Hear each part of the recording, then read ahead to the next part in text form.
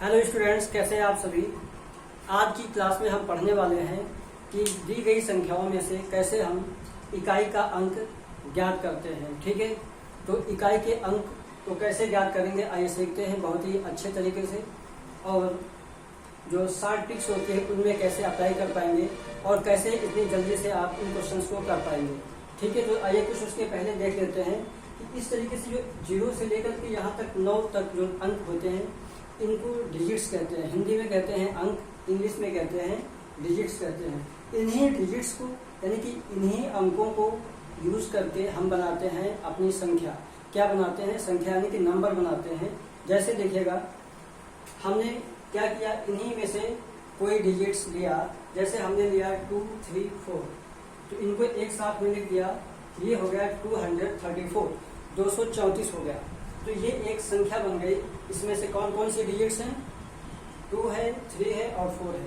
ये 3 डिजिट्स मिल करके यानी कि 3 अंकों से मिल करके एक संख्या बन गई 234, यानी कि ये 3 अंकों की एक संख्या बन गई। ठीक है, तो इन्हीं में से हमें फाइंड करना होता है कि कैसे कुछ क्वेश्चंस आते हैं कि इकाई का अंक हम कैसे ज्ञात करना है, क्या होगा इकाई का अंक।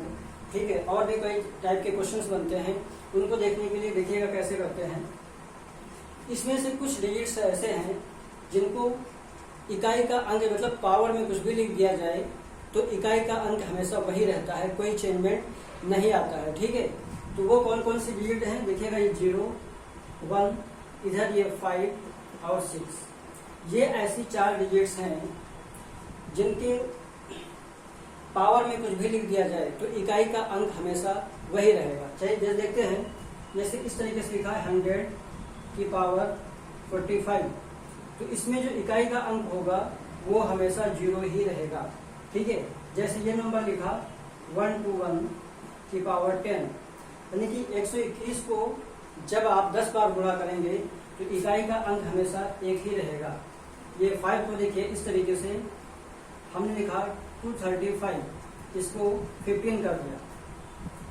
तो 5 जब है इकाई का अंक, तो इसको चाहे जितनी बार आप गुणा करें तो हमेशा इकाई का अंक 5 ही रहेगा। ठीक है, 6 को देखिए, जैसे लिखा है 36 की पावर 8, तो 36 को आपस में कितनी भी बार मल्टीप्लाई करो हमेशा 6 ही रहेगा इकाई का अंक। ठीक है, तो ये वो डिजिट्स हैं, जैसे 0 है, 1 है, 5 है, 6 है, इनको आपस में चाहे जितनी बार गुणा करो ये हमेशा वही अंक देती है। ठीक है, अब बाकी देख लेते हैं कि और जो बची हुई संख्याएं हैं 2, 3, 4 और 7, 8, 9।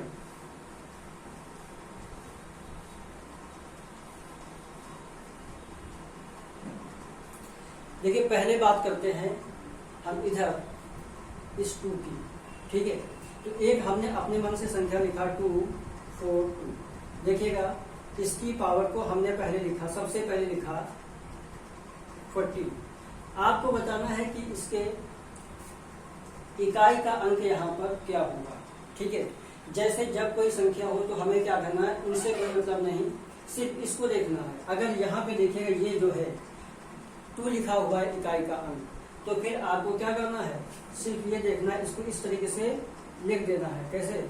2 की पावर 40, यानी कि इसका जो इकाई का अंक होगा इसका भी वही इकाई का अंक होगा। अब बात करते हैं कि इसकी जो पावर है इसको हम 2 के केस में 4 से भाग करेंगे। किससे भाग करेंगे? 4 से।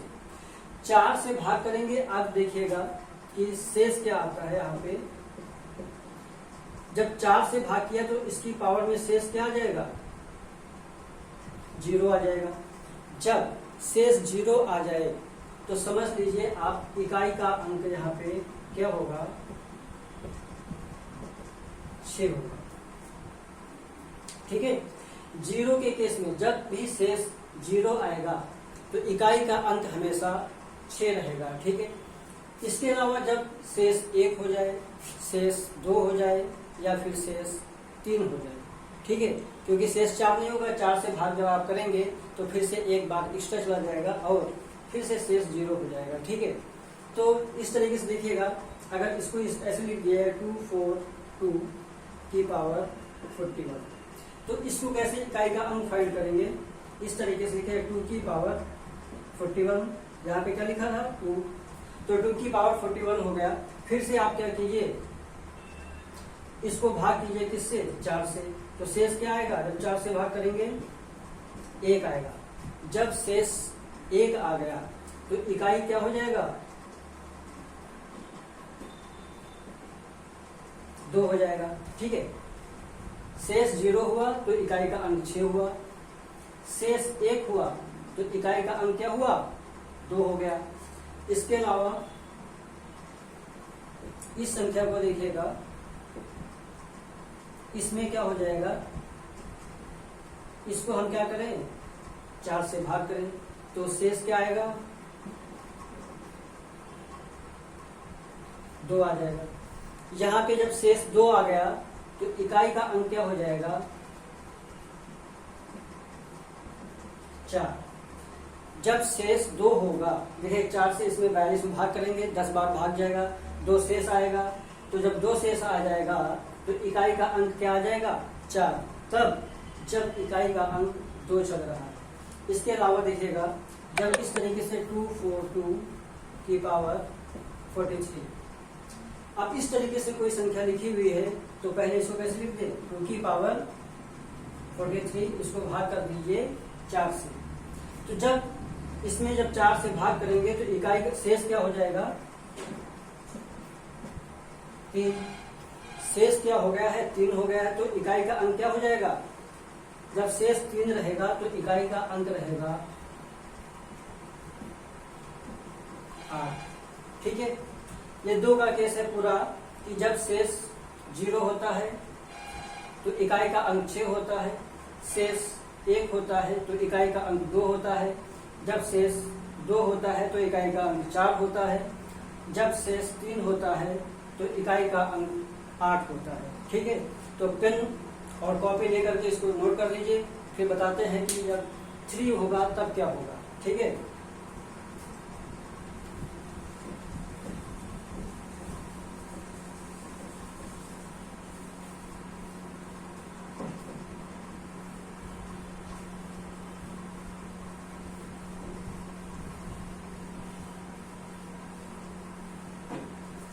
जैसे हमने कोई भी संख्या चूज की है,